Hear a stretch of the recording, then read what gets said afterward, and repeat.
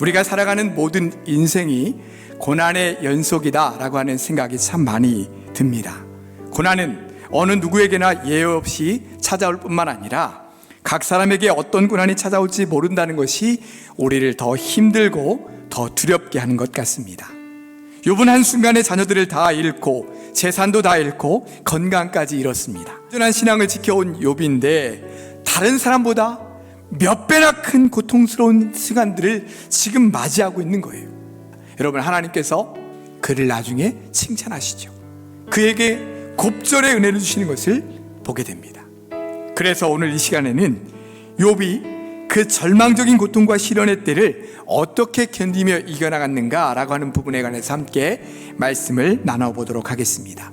첫째로, 욥은 고난의 상황에서도 하나님을 향한 마음과 중심을 놓치지 않는 것을 볼 수 있습니다. 욥은 분명 자신의 괴로운 심정 때문에 고난 중에 하나님께 한탄하기도 하고 자신의 친한 친구들에게 하소연을 하기도 했습니다. 정말 죽고 싶은 심정이라고 고백하기도 했어요. 그러나 그런 가운데서도 자신의 생명이 하나님께 있음을 인정하면서 하나님을 향한 그의 신앙을 고백하고 있는 것입니다.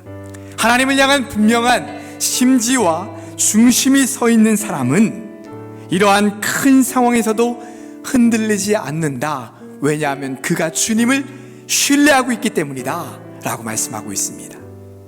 둘째로, 욥은 고난 가운데서 자기 자신의 삶을 돌아보고 있습니다. 이렇게 고난 중에 자신을 돌아보는 모습은 하나님 앞에서 진실하게 살아가는 믿음의 사람들에게 종종 나타나는 모습입니다. 왜냐하면 진실한 하나님의 사람들은 항상 자신의 삶, 하나님 앞에 서 있는 자신의 모습을 늘 확인하고 점검하며 살아가기 때문이죠.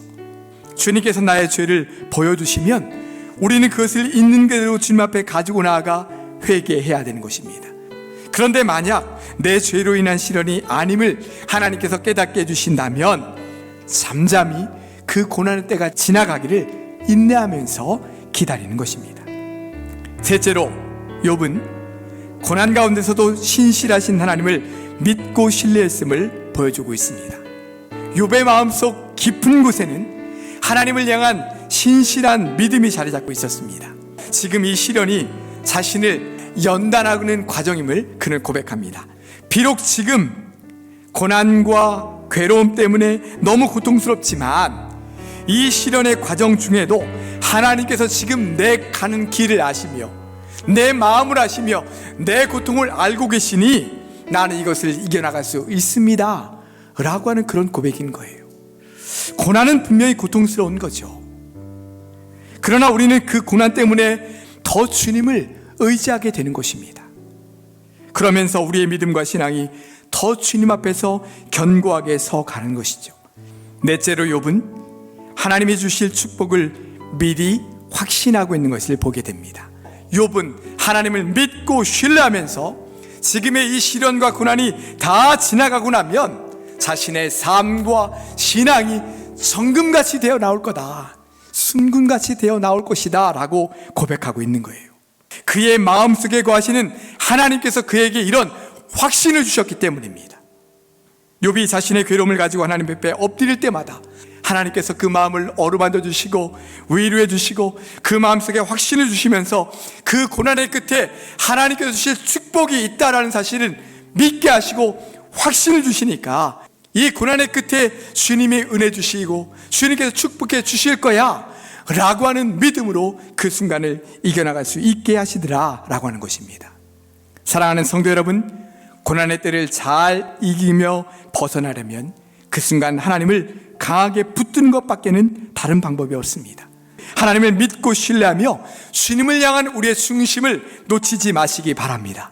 그리고 우리 자신을 깊이 들여다보시길 바라요.